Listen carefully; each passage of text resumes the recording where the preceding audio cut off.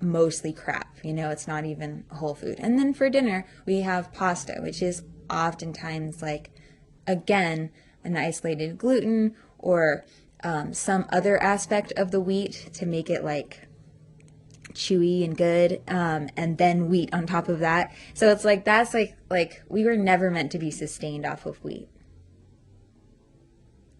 Like we just weren't.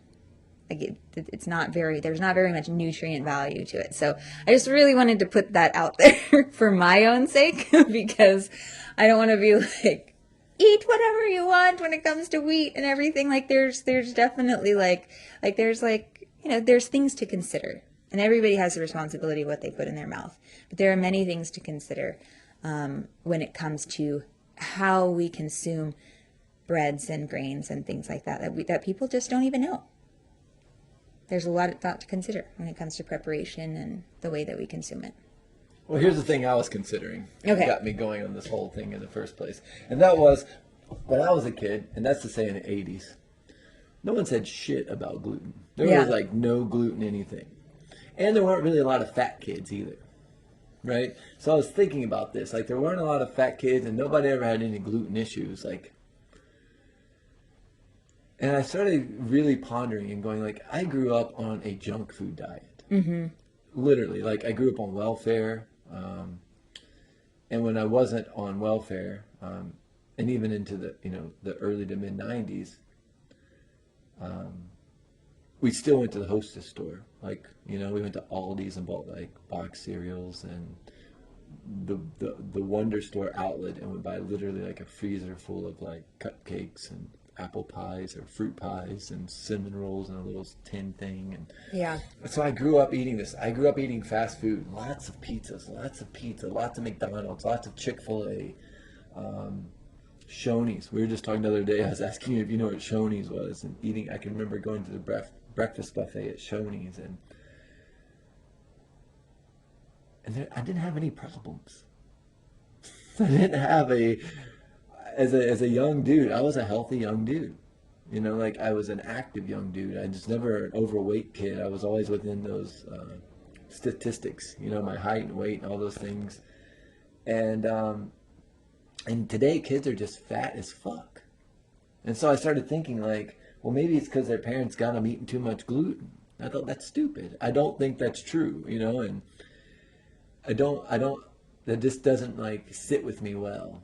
And so I started thinking, like, what is the real difference? And that leads me to the second G, which you've already hit on, and that's GMOs. Because even the junk food we were eating in the 80s, It's totally not the same junk food. is not the same junk food. No. And if you listen to a book, even like the Dorito Effect, where he talks about Doritos, I think had 7 or 9 ingredients. I don't recall, specifically that statistic or that number, but now they have something like 33 or 35 ingredients in a fucking Dorito. And that's not the same Dorito I grew up eating. Right. And so in that instance, it's not about the gluten. The problem is the GMO. The problem is all the other chemical ingredients that are inside of those foods. These, like, junk food used to be like, okay, in a way, right? It was, at least it was real. At least what was being put in it wasn't just a bunch of corn syrups and junk and genetically modified organisms, right? And so it got me thinking about like a problem versus a fake problem. Mm-hmm. And I started looking at it, and like I said, unless you fall into one of those outlier statistics, like you actually have celiac or leaky gut or colitis or something that's medically been, diagnosed properly, do you really need to be eating gluten-free? Because when I go to the store to buy gluten-free bread, and I look on the back, and all I see is tapioca starch and potato starch and 3 different types of rice flour, and then it makes me cringe. It makes me feel like this is Frankenbread. This isn't bread. And then I look at something like yellow deli, and there's like 3 ingredients. There's sea salt and a sourdough starter and water, and am I missing something? Well, wheat. And the wheat, right, right. Or So the like, spelt. yeah, the spelt or the They wheat like or the spelt sourdough, bread. whatever they've created. And I think, how can this list of like 15 or 16 ingredients on this gluten-free healthy bread be okay? But these 4 ingredients that came from these, people who are making it by hand be a problem. Yeah. The problem is what we've been sold is the problem, Yeah. right? We've been sold that this gluten, in my opinion, the gluten is a problem. Whereas maybe for 90% of us, it's not a problem. Right. Right? So I started realizing, like, I see all these people that are in our position where they are, health practitioners of some varying degree, like just going crazy about, gluten and being vegan and these type of things. I don't really feel like a lot of people address the whole GMO thing as like sternly as they do some of these other things, right?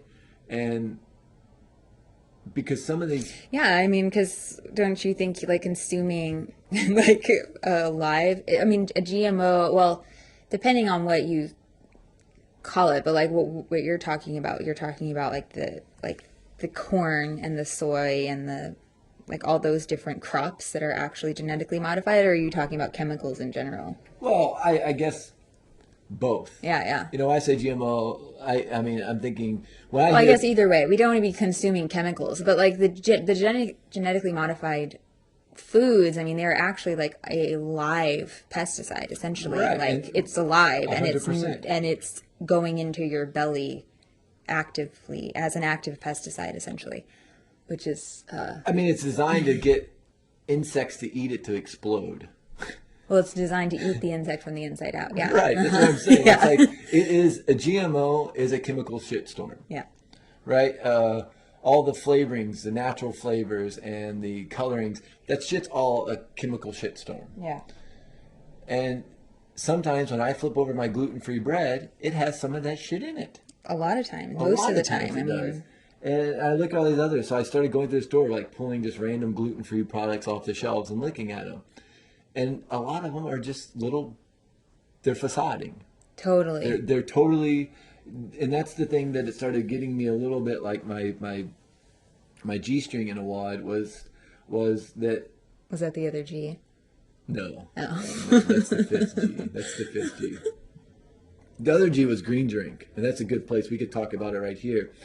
Just when it comes to facading. Because it comes to facading, right? And I think that, your green drink is most likely lying to you. Yeah. Meaning, if you're drinking a powdered green drink, I'm not talking about if you put a bunch of green shit in a juicer and juiced it.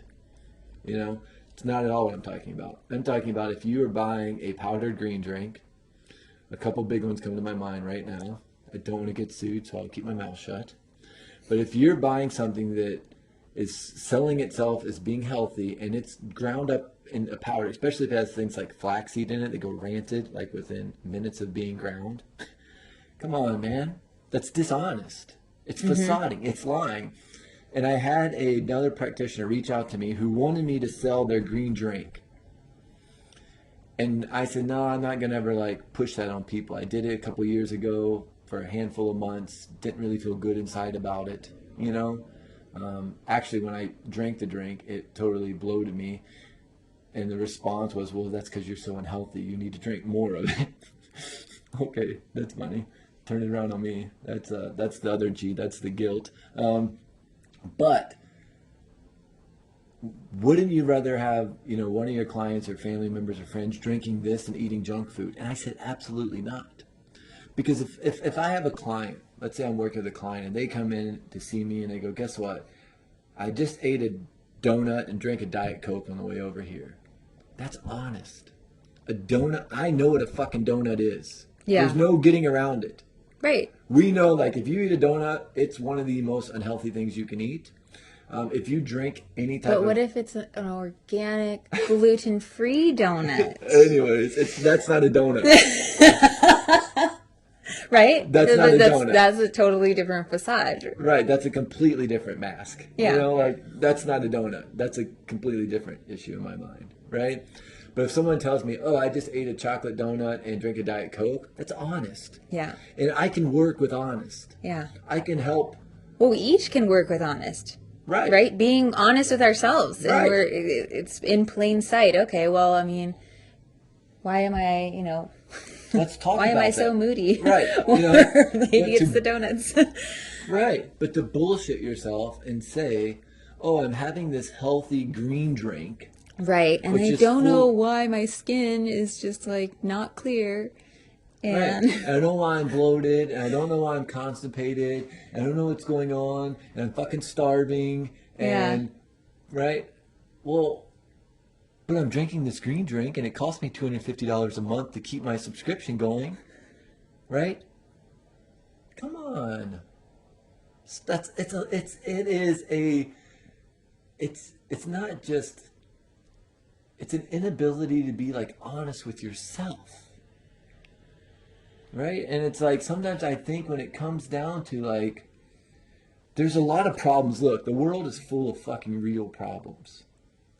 Real problems. I think GMOs and the chemical shit put in our food is a real problem. Yeah. The last thing we need is a bunch of fucking marketers creating fake problems like gluten for us. Giving me a fake remedy in the form of a green drink that's coming from powder. It's like powdered bone broth. Mm-hmm. If you're drinking powdered bone broth and you think you're drinking bone broth, I want to smack you. I'm being serious. Well, I mean, are you being honest with yourself? Right, you're not. Are you being honest with yourself when you're buying that kind of stuff? Or is it really? I mean, is it really like? Is the food being honest? No. Are you able to be honest with yourself in that situation? Right, and it's like that's what I'm saying. There's this tie here of this integrity, and it's like Sean Croxton. I think he nailed it. And if we just all adhere to that one, those 4 words, just eat real food. Yeah. Just eat real food. And even if you're telling yourself a story that maybe you can't afford all organic and pasture raised eggs and meat and stuff, that's okay. Cool. There's still plenty of like commercially raised food that's closer to being real food than that junk, that health food junk that's being sold for dozens of dollars more in the health. You don't need to do that. You can go to every single grocery in the world has a produce section. They have a meat department and a fish department, and they have a place for you to just eat real food. Yeah. And I know a lot of times you and I talk about other things like emotions and relationships, and we get curious about sometimes more esoteric ideas. But that's where the third G comes into this, and that's guilt. Guilt in regards to food, I think, is an epidemic in the United States. Oh, totally. Completely. And then we compile it, I think, like you're saying, we compile it with things like don't eat gluten, or... Right. Exactly. Right. So don't eat gluten. And then all of a sudden I feel like a piece of shit if I do go eat gluten because my coach doesn't want me to eat gluten, but yet I don't have a gluten sensitivity. I don't have a colitis. I don't have a leaky gut. I'm just adhering to the belief of someone else because for whatever reason they're quote superior to me in what they understand. So therefore they know my body better than I do. So they make me feel guilty when I eat gluten. Or I feel guilty because of what I feel their expectation is of me. Thank you for cleaning that up. Yes, that's right.